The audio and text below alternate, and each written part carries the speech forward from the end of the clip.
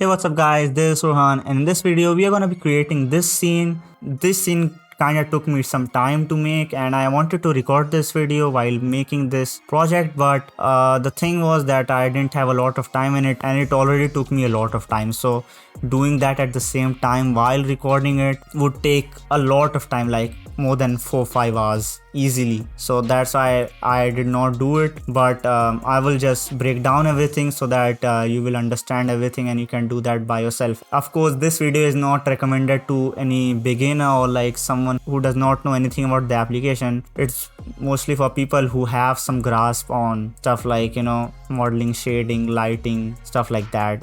That's it. Even if you have a little bit of knowledge about that, you can watch this video, right?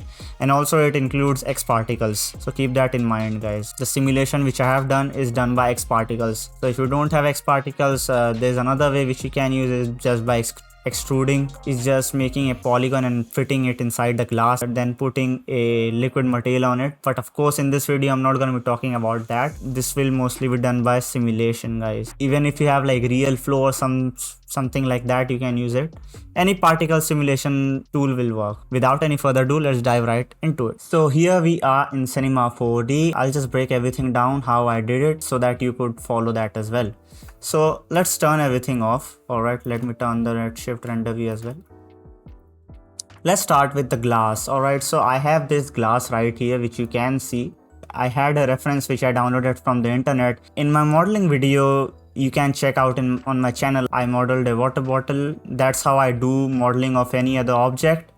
You can check that video so that you can figure that out. That's how I modeled it. You can find a lot of images online for reference, and then you can model it. That's pretty simple. It's not that much hard, to be honest, guys. It's very easy to do that.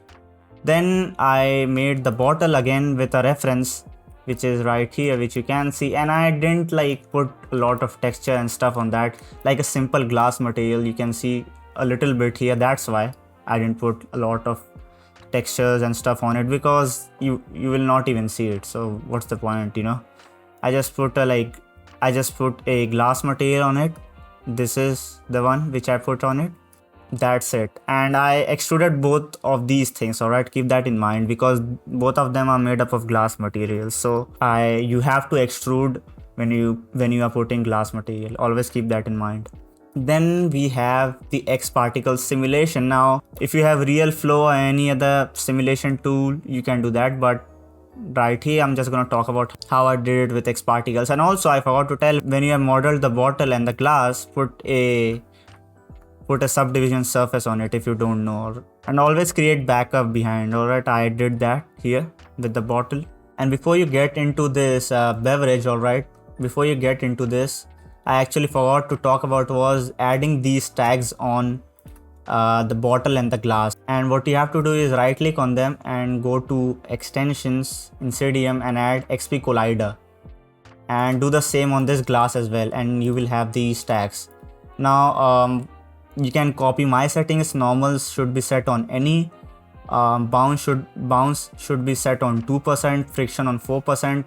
Bounce and friction, if you have studied science, of course you know it. Bounce is how much the particles will bounce on the object. Friction is how much resistance will be shown on the liquid, basically the particle. And then I added the same on glass. The only difference here is that the friction is set on 10. That's it. Other than that, everything is the same. So you have to do that before. And another note which I wanted to talk about this was that whenever you are making a complex simulation, always keep that in mind, that you should go and increase the sub-steps of the simulation, meaning how much steps it's taking in order to simulate.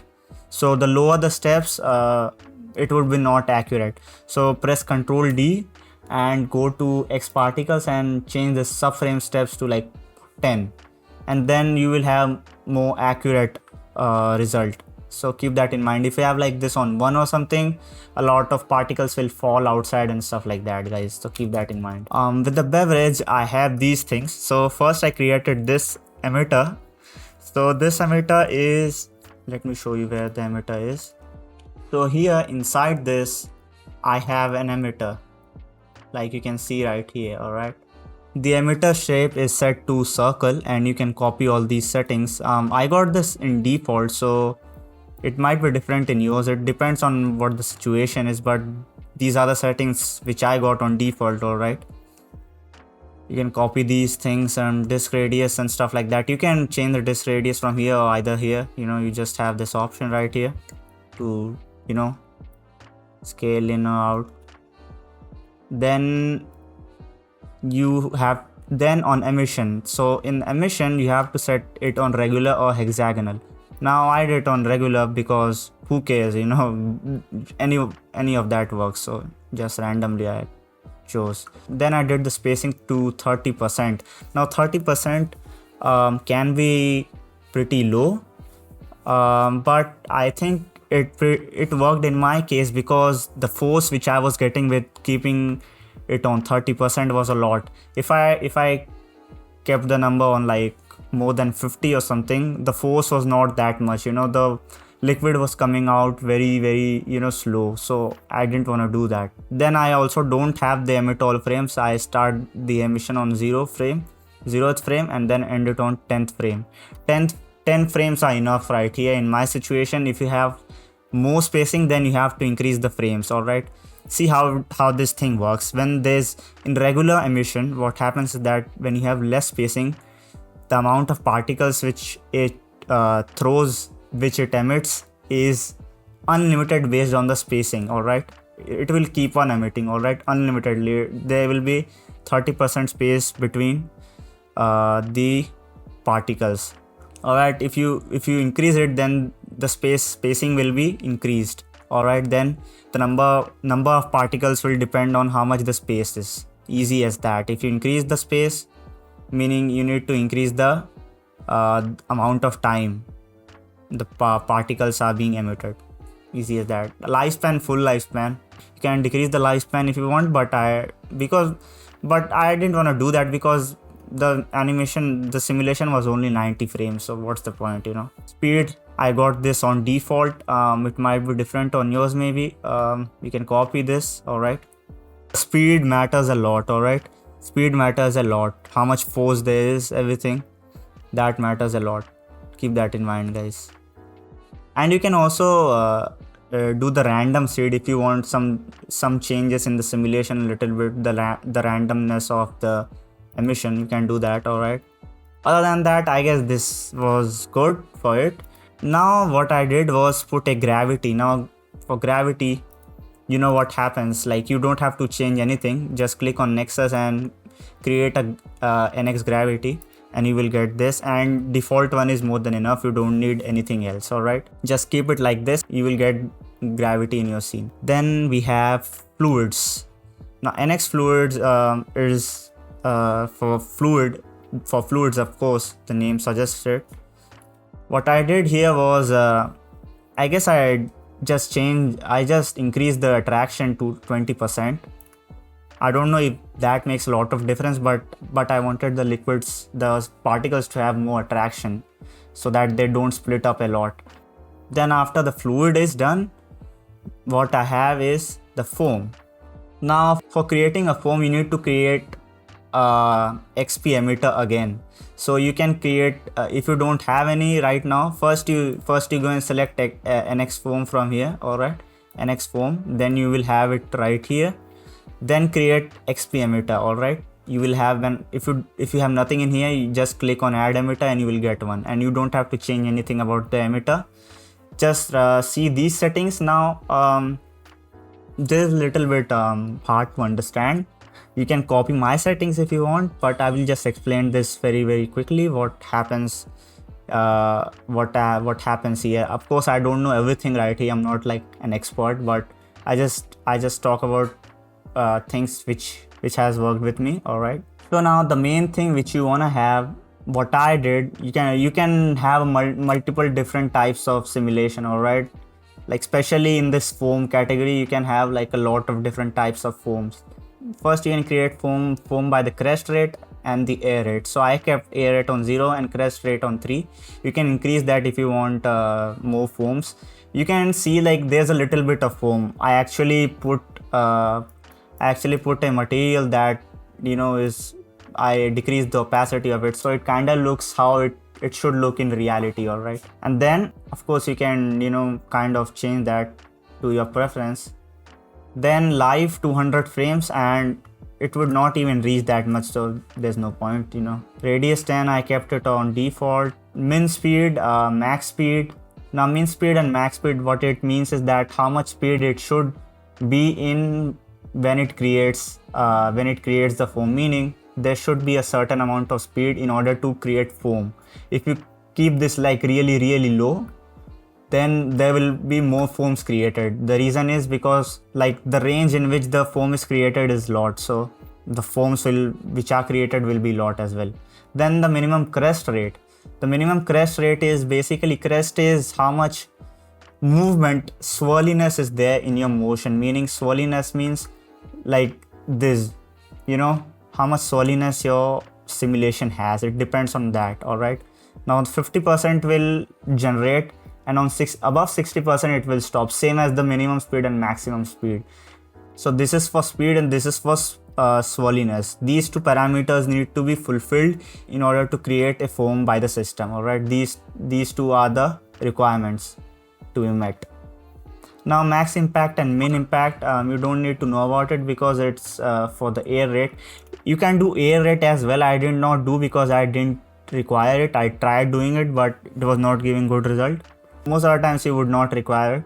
But how air rate works is that how much particles are being colliding with each other and how much air they are trapping between the particles. All right, I know it is kind of confusing, and you can see Xparticles documentation and they have everything right there. All right, and all these settings, surface and stuff, it's for that only. All right, then buoyancy, I tried changing the buoyancy to like 100%, but it was kind of way too fast, and 50% on default is kind of good. I decreased the density to 0%. All right, so keep that in mind, foam density. And I wanted to have lower density on the foam so that it has lower weight and stuff like that.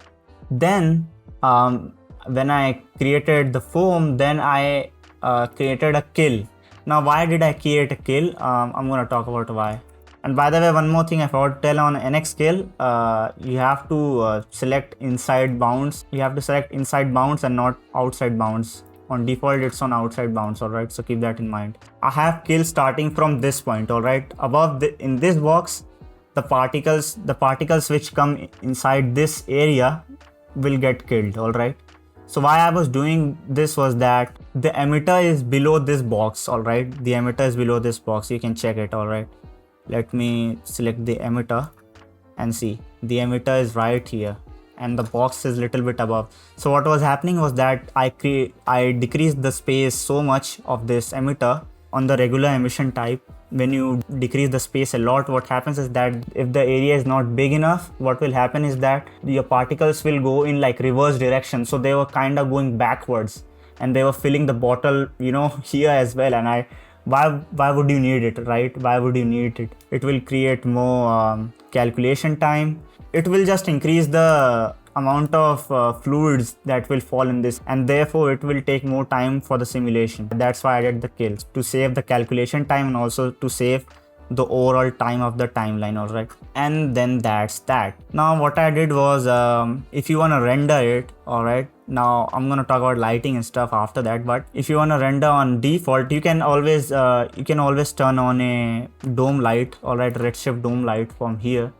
All right, Redshift dome light, and then you can decrease the intensity of the dome light and you can check how it looks on default. Now for rendering the particles, what you have to do is, I did not render the fluid particles because I wanted to mesh it. Now for meshing is basically, making it look like liquid and not particle. All right, so for doing that, you have to come in generators and you have to choose OpenVDB mesher. All right, and when you choose it, it will mesh it. Also here as well, I have different settings which you can see. I have voxel size set on 0.5, I have point radius set on 1.5, and it will largely depend on the size of your particles. All right, keep that in mind, guys. If your particle size is high in the simulation, then you have to increase them, but if they are low, then you have to decrease it. All right, so everything goes kind of hand in hand. All right, if one thing is different, then everything will be different, guys. All right, so keep that in mind.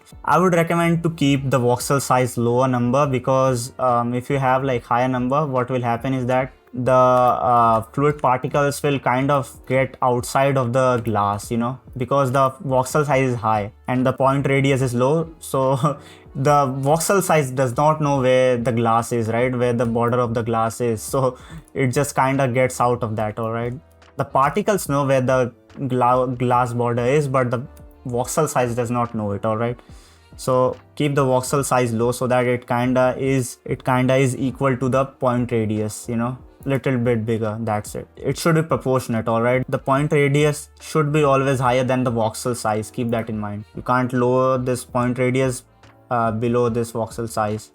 And what you have to do is you have to drag the emitter. All right, this first emitter. All right, this is the foam emitter which you have to create. When you created the foam, it created the XP emitter. All right, emitter foam for that. But when we created in the beginning, we created this emitter. All right, this is for fluid. Let me name it. Then I dragged the fluid in this VDB measure. Then I added a Gaussian blur.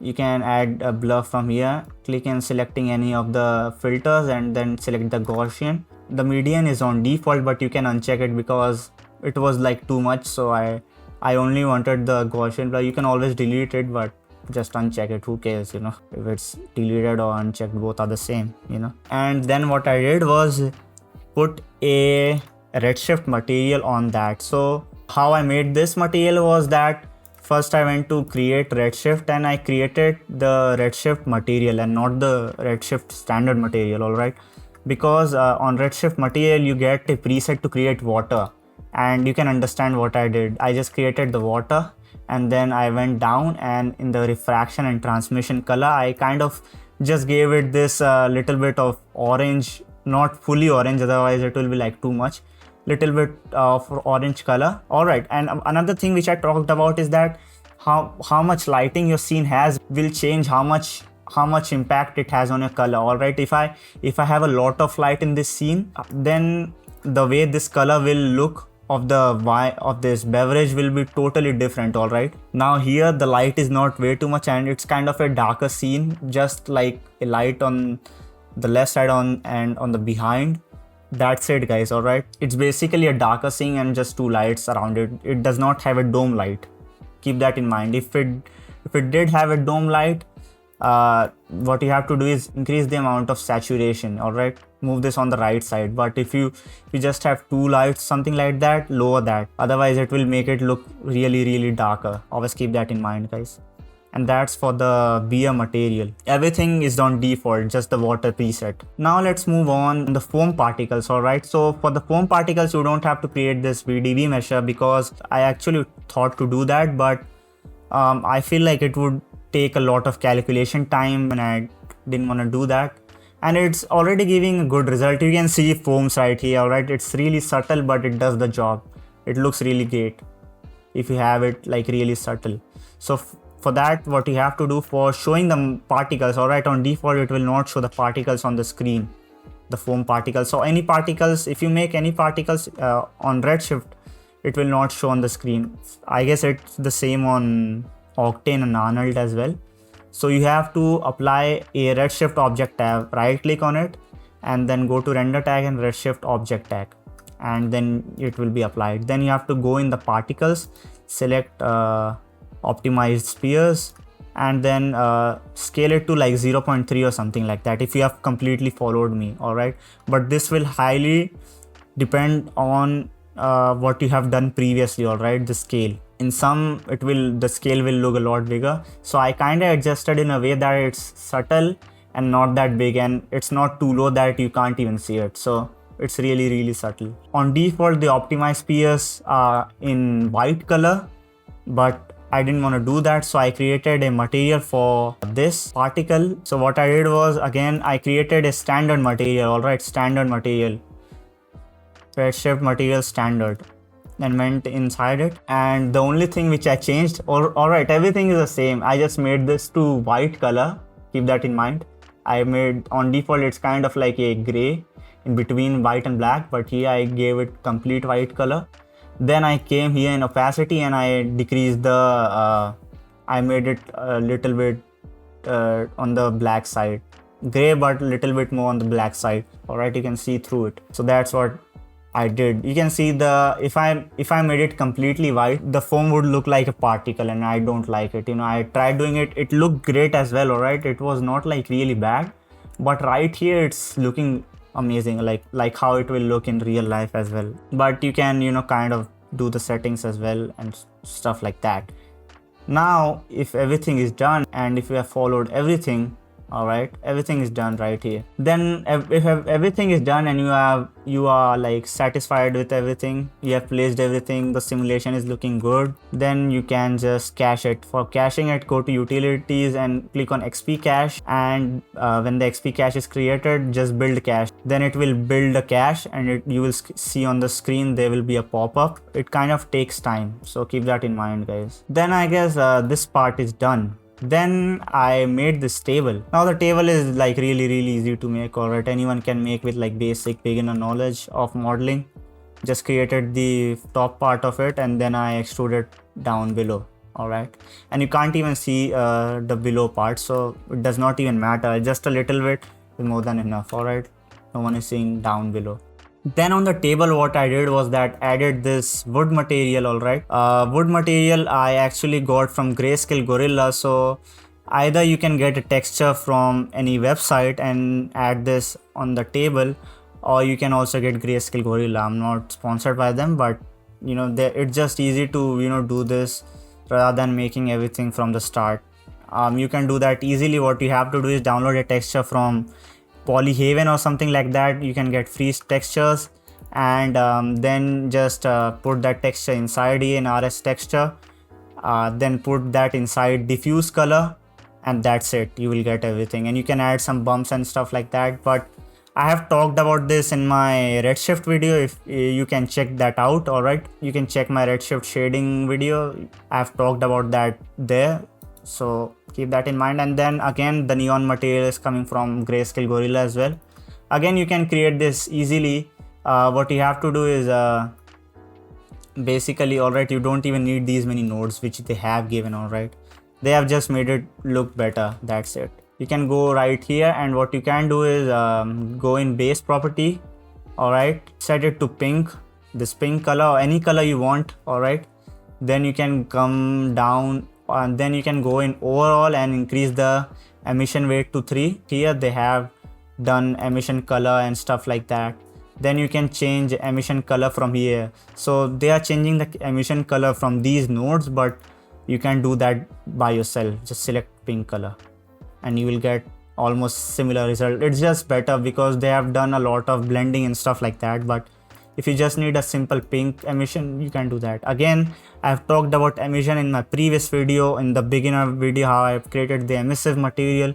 It's 1 hour 17 minutes long or something. You can check that out as well and you will know how to do it. So I'm not keeping you in complete mystery. You can check my previous videos and I've talked about everything, how to make stuff. It will be easier for you to do that. And with this table, what you can do is go into geometry and override this, turn on tessellation and enable displacement.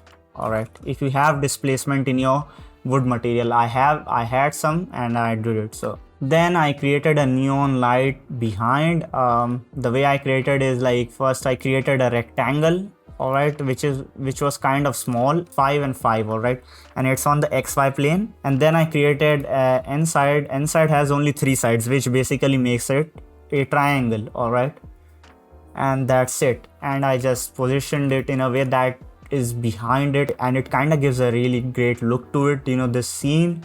And I will talk why this scene looks really great. Alright, till now you might see that if you have followed me, the scene is quite not looking as good as what you are seeing right here. The reason why the scene is looking this great is of course the lighting. I'm going to talk about that. If you have created both of these, rectangle and slide, you can create a sweep from here, created, and put it inside and put it in a proper order. Alright, this rectangle should be above and the inside should be below, inside this neon light. I changed the name of it On default it's named sweep. All right, then we have the area light. So the first area light is right here in the front on the left side. All right, it's this big. You can see the position, you can position it yourself. It's really easy to do. So I most of the times, if you have seen my other videos as well, what I do mostly is that I put a light here and then a light here, and that's what I did with the second light. One light here. Why this lighting setup is good, personally I feel why it's good, is because it kind of gives a shine. Specifically this light, what it does is kind of gives a shine in this side, all right, and defines, and it gives a really great look in my opinion. And this light, of course, this is the main light which is lighting this glass. That's it. If I check on the camera and render it, you will see how different it is. All right, see, it looks so bad. All right, it does not look great.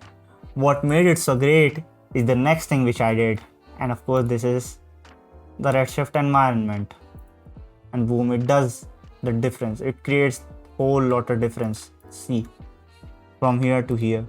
So what environment light does is basically creates an environment. All right, what environment light does is basically creates volumetric light. Now in real life, there's a lot of pollution in your area or your city or wherever you live. Like especially in my city or wherever I live, there's a lot of pollution. So what happens is that pollution and as well as cold sometimes. At that time, what happens is that there's a lot of fog created, and the reason is because with pollution, there's a lot of particles in your environment. The light is not only reflecting on the objects which you are seeing, but it's going through a lot of particles in between. So the particles are coming in the way of the light. That's what the volumetric light does. It kind of reflects the light on small particles which are in the air as well. So that's kind of giving this effect. Humans generally, we have kind of habit to see natural things. So whenever you connect to nature and you see similar things in your renders, it kind of feels good, to replicate something which is in reality. So this volumetric light kind of gives it a really good touch. And keep the scattering to very low. On default it's 0.1, and you might see everything completely turned on like white. Everything completely turned on white. It should be 0.0001. 3 zeros, guys, it's a lot. If you have like on 0.1, it would be completely white. All right, you would not see anything. Other than that, I guess I did not change anything. Another thing which I did was that in area light which was behind, let me see which light is behind. Hold up, I get confused here like a lot of times.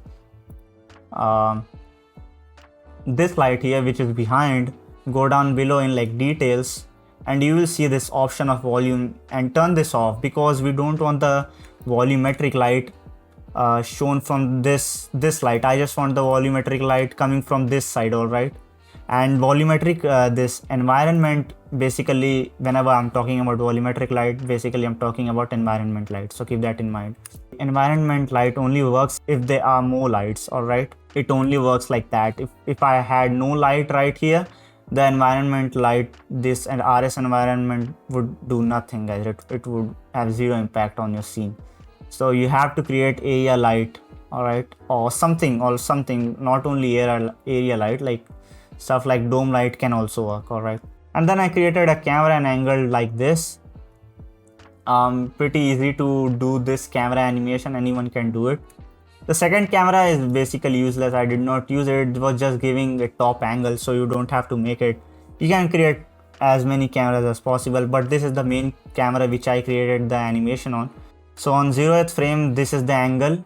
All right, and keep that in mind, my focal length is set on 120, and this focal length matters a lot. Keep this 120 because it does not widens my image, it kind of narrows it down, That's why I keep this focal length on 120th frame, and I can basically, I'm getting more view of the same object with this much focal length. All right, you have to study about camera, all right, for that, but yeah, keep that in mind. And other than that, I guess what else I had to change was that, of course, I animated this. I animated the position and this rotation on B. First, go to the first frame and select how it should look on the first frame. First, you select the angle on the first frame, and then just 0th frame. All right, the first frame here is 0th frame. Then put keyframe on all the positions X, Y, and Z. Then put here on B as well, and then on 90th frame again position it and change this to 33 or something. Of course you can tilt this more. Alright, see, you can do any kind of tilting right here. It depends on what you want. Alright, so 33, it looked good for me, so 33 is fine. And then put the keyframe again. Then I added some depth of field. Depth of field, what I did was that this glass I put inside this object so that my camera focuses on the glass and whatever is in the background is kind of blurred out. So here we have to turn on the bokeh first. Alright, you have to keep that in mind. If you have not turned it on, it will not work. So turn it on first, and then the amount of blurriness you want on the objects which are behind depends on the aperture. The lower your aperture, the more blurred out the images will be. The more your aperture, the less the blurriness will be. So I feel like 3 is like a sweet spot for this, especially for animation. If I also created like an image in 4K. For that I use like 2, so that it kind of emphasizes on the glass. But for an animation I feel like 3 is enough, and on default it's set on 8, which does not do a lot of blurriness in the background. So I guess that's that for the camera. When you have everything set up right here, what you can do is go in render settings. You can select the area where you wanna save the file, and go to output, select the resolution in which you wanna export.